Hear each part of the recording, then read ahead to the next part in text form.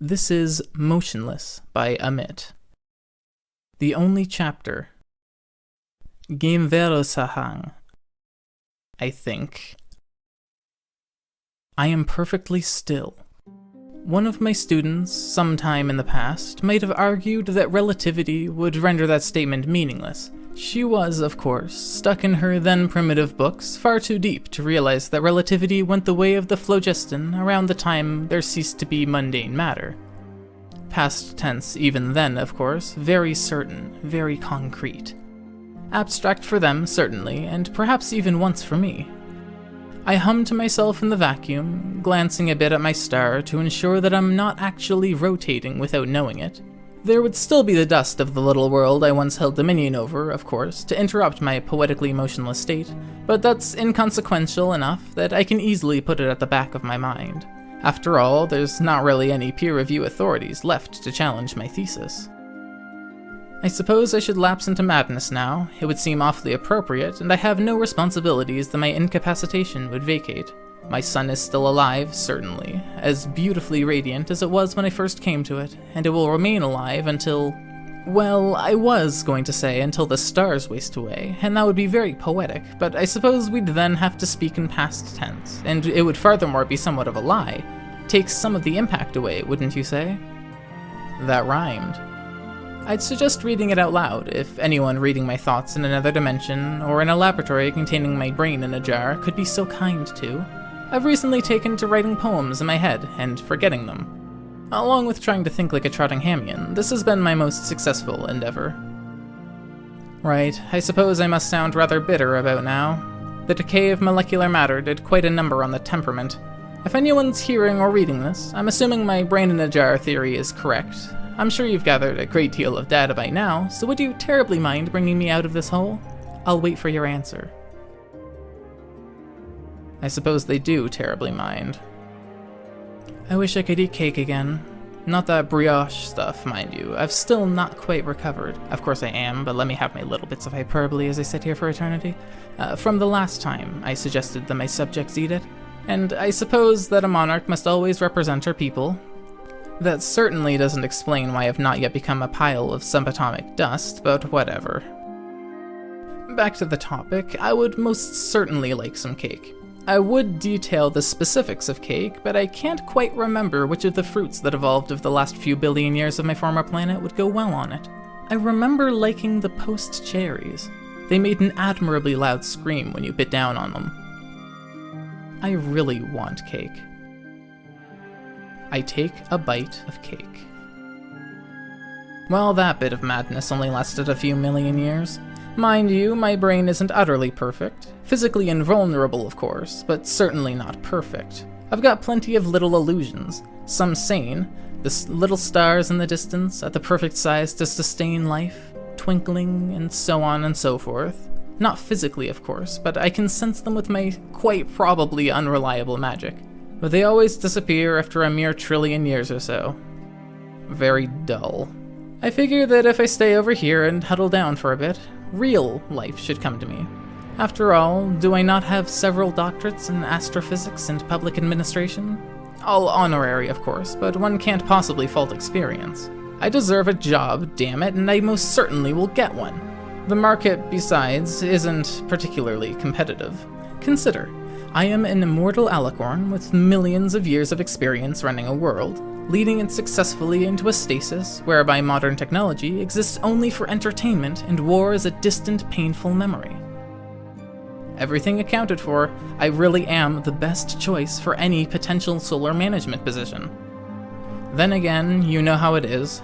I bet you the moment I get a job, some trans-dimensional energy being's gonna just waltz in through some black hole and just take my people away with promises of lower cake consumption, democratic domestic policy, and guided scientific advancement into the space age. Fucking immigrants.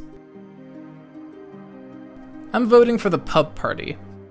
The pub party, of course, is this little thing in my head whereby I fool myself into believing that cider and beer still exist, and voting for them will get me some kind of recompense for my years of servitude.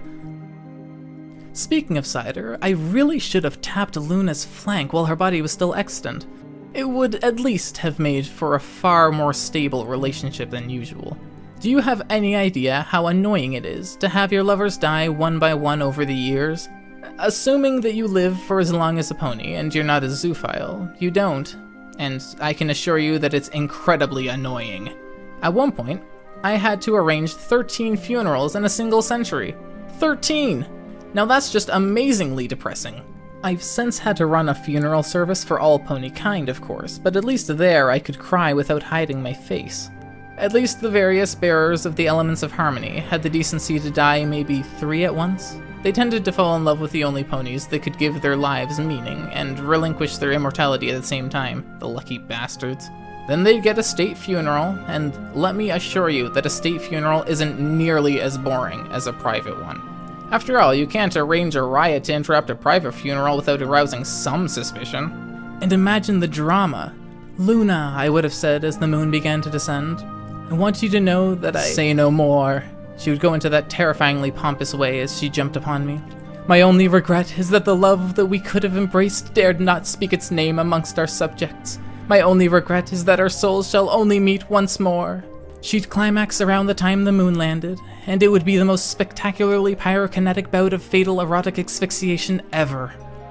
I mean, sure, the actual exchange was actually kind of great. Something along the lines of, my sister, let it be known that though I blah blah blah, we're all going to die and I'm going to stay living forever without my little ponies, and that really sucks. What with the affecting emotional collapse and all, but just think of the ratings! Now, I may sound shameless, but let me assure you that around the 7 trillionth year, your inhibitions about your thoughts, if they ever existed, tend to disappear like tears in the rain. Tears in the rain. Rain? Water, lakes, rivers, forest. Well, it looks like I've forgotten rain. Damn it. I've forgotten a ton of things. I'm not sure why I just realized that now, but I have. I gave up that whole Trottinghamian thing about 2 trillion years ago, for instance. For example, I can't really remember what my first words were. Something along the lines of, I am the light, and the light is me, and we are one as we must be, certainly. Though it probably was something more like, insert funny baby noises here for future generations to giggle at when I tell the tale. I was always very meta after all. I've tried making music, but the lack of air isn't very encouraging. Really, do you know how annoying it is to try and make metal in a universe where every metal worth talking about has been utterly ripped asunder and the only instrument left is your sun? I move a hoof up. This is a legendary cramp. And let my horn do the actual work, as though I'm in some bedroom of the infinite. There's a few solar flares. My immortal sun doesn't normally eject a lot of matter or energy, unlike those other amateur stars. And look where it is now. And a very flattering sunspot. This accomplishes absolutely nothing musical. Fuck me, this hurts. Now, without a frame of reference, one might wonder how I'm keeping track of time. I've actually got an atom of cesium-133 that I keep sustained. Yes, I know, not as dramatic as a wilting tree mirroring my demise in itself, but much easier to maintain. And I count its transitions, one by one. Sure, you might be thinking, how does this immortal god being count the 9,192,631,770 periods of radiation in a second with her limited mind? The answer is magic. I heartily wish that I was intelligent enough to think up better stupid questions for myself. I suppose I should consider the accomplishments I've found myself with thus far in my little role. I can remember what I think is half of them. The unification of the ponies, the repulsion of the griffins. Hell, that went so well that when they finally rediscovered literacy, they started calling themselves griffins, like some kind of gelded cousin. The discovery of cold fusion, and about a few thousand things besides. I've ruled over at least 3 civilizations, if we count that little singularity I kept under control. I've accomplished more than any mortal pony could, and have outlived every single one of them. This is my eternal reward. Huh. I've actually thought of it that way a few quadrillion times before in the last eternity. That is to say, in the last Google seconds, give or take a few trillion. But I must admit that this is an interesting way to think about it. You know, I actually do spend a lot of time stopping myself from lapsing into insanity. I have no clue why. I fail quite a lot, of course, and spend on average a few billion years now and then living out my lives among my former subjects, but I always force myself to come back. I think I've got a bit of the old Celestia left in me. But really, there's actually something I haven't contemplated before. Maybe the jar my brain's in has some sort of anti-that-idea serum in it, and I've just gotten a new jar, but I've never actually thought of it this way. What if I constructed these states and then went into them knowing they weren't real? Stay with me here.